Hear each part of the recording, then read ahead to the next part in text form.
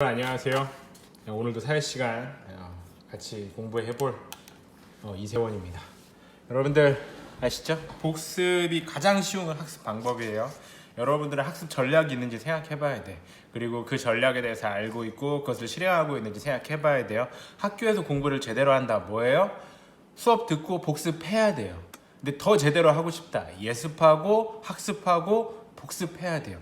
제대로 공부하기 위해서는 그게 중요한데, 선생님이 맨날 사회책을 이렇게 보거든요. 근데 볼 때마다 내용이 정말 새로워요. 선생님 사회 6학년만 한 15년 정도 했는데 아직도 새로운 내용이 보면 가끔 보여요. 네, 그렇습니다. 그래서 복습을 하는 게 가장 쉬운 방법이지만 가장 효율적인 방법이다라고 할 수 있어요. 그래서 여러분들이 공부하는 방법, 공부하는 전략을 가다듬는데 포인트를 둬야 되는 거는 복습이에요. 학원 가서 공부했다, 복습하셔야 돼요. 학교 가서 공부했다, 복습하셔야 돼요. 자, 우리 사회 공부했어요. 그러니까 뭐 해야 될까요? 복습해야 됩니다. 자, 여기까지가 사회 수업을 하기 전에 빌드업이었어요. 여러분들, 우리의 키 포인트는 복습이에요. 복습 한번 해볼게요.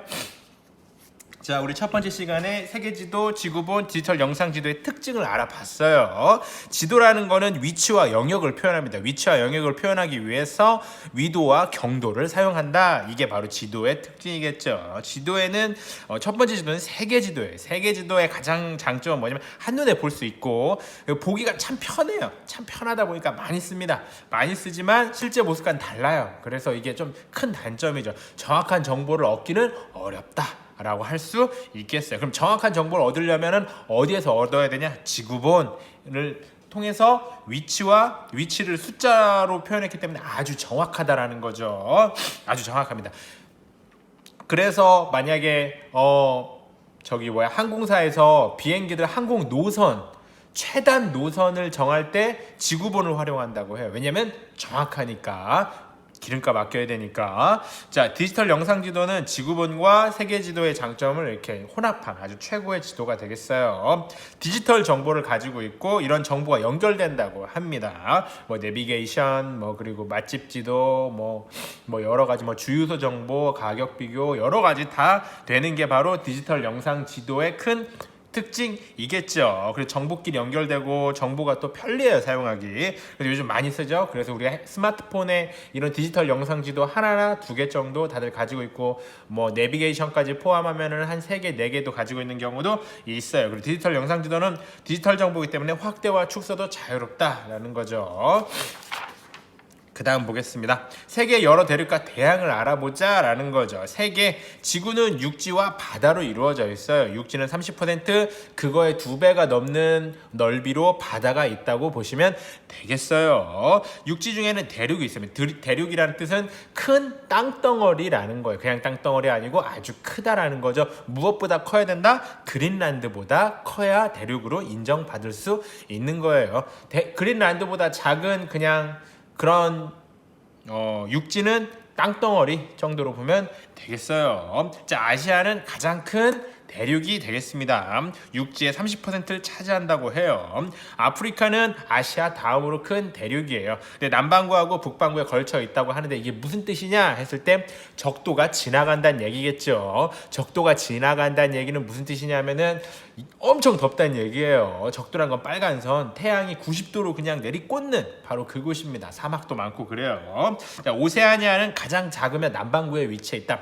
남반구에 위치해 있다는 게 왜 중요하냐 했을 때 우리가 12월에 겨울일 때 호주는 여름인 겁니다. 여러분, 만약에 진짜로 내가 하여튼 그래요. 자, 북아메리카는 북반구에 있고 북극해에 있다. 북반구에 있으니까 우리나라하고 사계절이 같은 흐름으로 가겠죠. 하지만 북극해에 다 있기 때문에 북극 쪽에 있는 땅은 굉장히 추울 수 있겠네요. 남아메리카는 남반구에 있다. 또 우리나라랑 겨울이랑 여름이 반대로 진행되겠죠. 하지만 남극해에 또 붙어있기 때문에 남극해에 붙어있는 쪽은 또 빙하가 생기고 그럴 거예요. 자, 유럽은 많은 나라가 있는 걸로 가장 많은 나라가 있는 대륙이 유럽이다 보면 되겠어요. 대양은 큰 바다를 말하죠.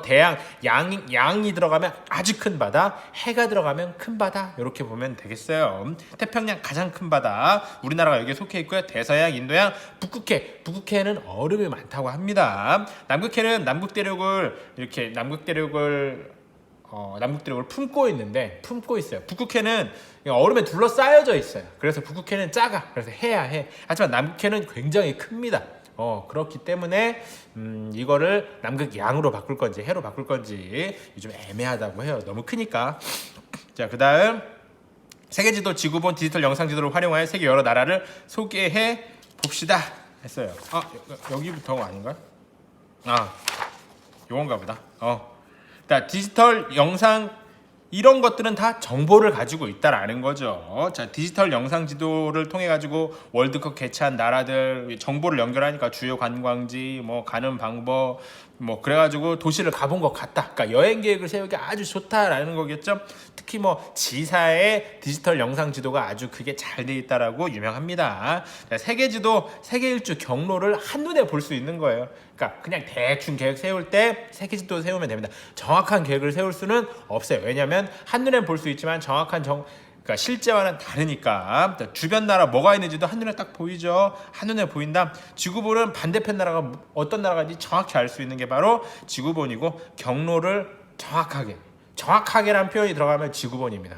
디지털 영상 지도도 정확한데 지구본이 더 정확해요. 왜냐면 지구 모양을 그대로 본땄기 때문에. 자, 1978년 월드컵 어느 나라? 아르헨티나 1978년도에 엄청 잘 살았다는 얘기예요. 자, 우리나라 면적의 몇 배? 28배. 28배입니다. 아르헨티나가 소 키우는 방법이 정말 유명한데요. 그냥 새끼 소들을 풀밭에 풀어놓는다고 해요. 그러고 나서 잊혀졌다가 1년이나 2년 있다가 그 소들을 헬리콥터라든지 트럭이라든지 헬리콥터로 아마 할 거예요. 헬리콥터로 그 트럭을 한 곳으로 모아가지고 다시 모아서 판매하는 그런 방법이 있다고 해요. 요 나라 아르헨티나. 자, 부에노스아이레스 아주 유명하고, 로사리아 월드컵 경기가 열린 도시로 유명한데, 부에노스아이레스는 아주 아름다운 도시로 유명합니다.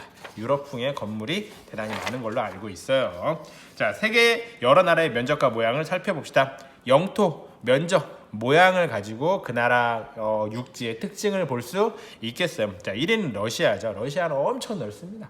엄청 넓어가지고 여기 좀 너무 넓다 보니까 여러 가지 문제가 있어요. 2위 캐나다. 캐나다가 좀 특이하지 않습니까? 3위 미국은 땅덩이도 커요. 4위 중국. 의외로 작은 것 같아요. 훨씬 더 큰 줄 알았는데 인구는 1등이에요. 5위가 브라질엔 아마존이 있습니다. 자, 83위 대한민국 생각보다 높아요. 83위. 우리나라보다 작은 나라들이 많다는 건데, 이게 함정이 뭐냐면은 남한하고 북한하고 합친 거예요. 남한하고 북한하고 합쳤을 때 라오스하고 영국하고 가야나하고 면적이 비슷하다라고 합니다. 자, 최하위는 바티칸 시국인데, 바티칸 시국에는 시민이 딱 한 명 있어요. 누구? 교황 계십니다. 자, 면적을 비교해 보면 세계 지도를 면적 비교가 안 좋아요. 왜? 정확하게 비교할 수가 없어요. 실제와 다르니까. 디지털 영상 지도는 그래도 괜찮다라는 거죠. 자, 사우디아라비아 국경선이 단조롭다라는 거죠. 아이슬란드 해안선이 아주 복잡하죠. 왔다 갔다. 아르헨티나 남북 길게 뻗어 있다. 무슨 말이에요? 기후가 아주 다양하다는 거예요. 열대부터 냉대까지 있는 거야. 아주 추운 데부터 아주 더운 데까지. 그게 아르헨티나예요. 탄자니아는 둥근 모양이라고 하는데, 탄자니아보다 더 둥근 모양의 국가가 없나 봐요. 자, 우리 이제 오늘 공부를 한번 시작해 볼까요? 학습 한번 해볼게요. 공부를 해야 또 우리가 복습할 수 있으니까. 공부할 때는 어떻게 공부해야 된다? 눈, 코는 사용하기 어려운데 눈, 입, 손을 많이 활용하시면 되겠어요. 일어나가지고 공부하면 더 좋은데, 그러면 좀 그러니까 여러분 35페이지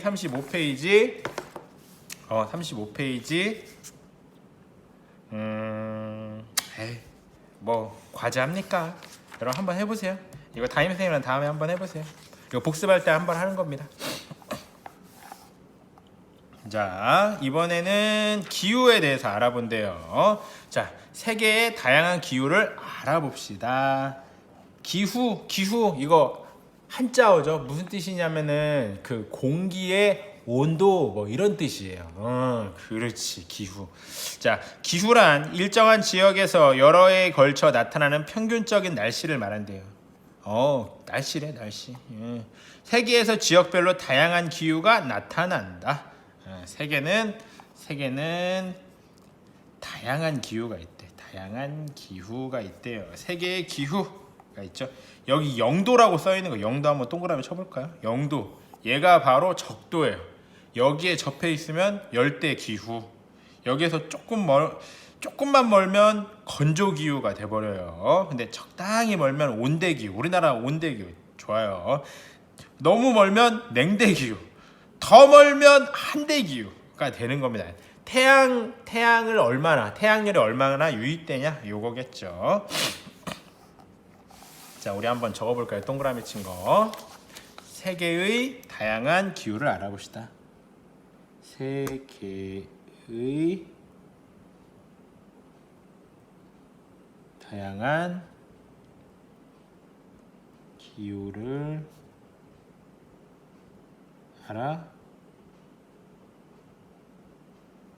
알아봅시다. 자, 기후는 하여튼 날씨래요. 날씨. 좀 평균적인 날씨라고 하는 거는 강수량하고 온도 뭐 요 두 가지 가지고 따지는 걸로 알고 있어요. 내가 알기로는.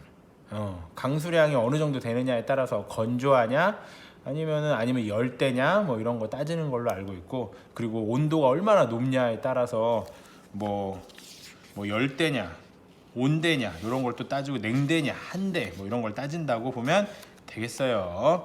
자, 세계는 또 다양한 기후가 있다라는 거죠. 세계는 다양한 기후. 그래서 우리가 여행을 다녀야 돼요. 여행을 다니면 견문이 넓어지거든요. 근데 나라마다 좀 차이가 있습니다. 그런 차이를 우리가 확실히 인식하는 것과 인식하지 못하는 것의 세계관의 차이가 굉장히 커요. 자, 37페이지. 세계는 적도지방에서 극지방으로 갈수록 기온이 점차 낮아진대.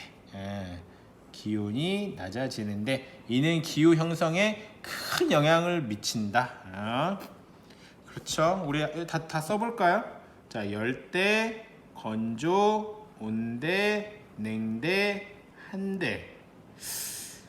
고산기후도 써봅시다. 근데 고산기후는 적도하고는 상관이 없어요. 땅으로부터 얼마나 멀리 떨어져 있냐예요. 이게 무슨 얘기냐면은, 고산기후에 가면은 춥기도 하지만 공기도 부족한데, 추운 이유는 그 태양열이 땅에 흡수되는데, 그 흡수된 태양열 때문에 우리가 이렇게 더운 거예요. 막 우리가 도로변 나가면 막 불타오르잖아요. 그죠? 그런 것처럼 태양열이 지표면에 흡수되는데, 그 흡수된 태양열을 제대로 못 받는 지역이 고산지대, 이렇게 보면 되겠어요. 왜냐하면 땅으로부터 너무 멀리 떨어져 있으니까. 자, 태양의 열을 많이 받는 적도, 적도 부근은 열대기후가 나타나고, 태양열을 적게 받는 극지방 부근은 한대기후가 나타난다. 또한 각 나라의 위치나 지형에 따라 기후가 다르게 나타나기도 한다. 자, 위치나 지형, 뭐 바닷가 막 근처라든지 아니면 얼마나 높이 있냐, 그런 거에 따라서 기후가 또 다르게 나타난다는 거죠. 한번 적어볼게요. 적도 지방에서 극지방으로 갈수록 기온이 낮아진다. 이렇게 쓸게요. 그리고 영도, 우리 영도 한번 적어볼까요? 영도. 자, 태양, 적도, 열대, 태양, 극지방, 북극, 남극, 한대. 위치하고 지형에 따라서 바다하고 산 뭐 이런 거 또 기후가 다를 수 있다고 합니다. 자, 우리 한번 또 볼까요? 자, 세계의 기후는 우리 이거 안 적었다. 요거 있는데, 자, 열대, 건조, 온대, 냉대, 한대 이렇게 적고 옆에 고산 이렇게 지금 적으면 되겠어요. 기후는 뺄게요. 그냥 열대, 건조, 온대, 냉대, 한대 이렇게가 있어. 이게 뭐에 따라서냐? 적도에 따라서, 적도로부터 얼마나 가깝냐라는 거에 따라서 나눠진다라는 거죠. 자, 세계의 기후는 열대, 건조, 온대, 냉대, 한대, 고산기후가 있대요. 자, 우리 열대부터 보면 좋아요. 자, 열대기후 1년 내내 기온이 높다. 기온이 높고 강수량, 그렇죠? 강수량이 많으며 건기와 우기가 나타난다. 그러니까 비 올 때는 그냥 왕창 오는 겁니다. 자, 건조기후 1년 동안의 강수량이 500mm. 이번에 우리 장마 때 요 정도 온 것 같은데 안 될 때. 자, 온대기후 가장 살기 좋고 문화가 발달한 지역. 사계절이 비교적 뚜렷한 기후로 여름에는 기온이 높고 강수량이 많으면 겨울에는 기온이 높고 강수량이 적다. 그러니까 여름 겨울이 정반대네요. 그죠? 여름은 기온이 높고 강수량이 많고 겨울은 또 기온이 낮고 또 강수량도 적다. 자, 냉대기후. 자, 냉대기후 온대기후와 마찬가지로 사계절이 나타난대요.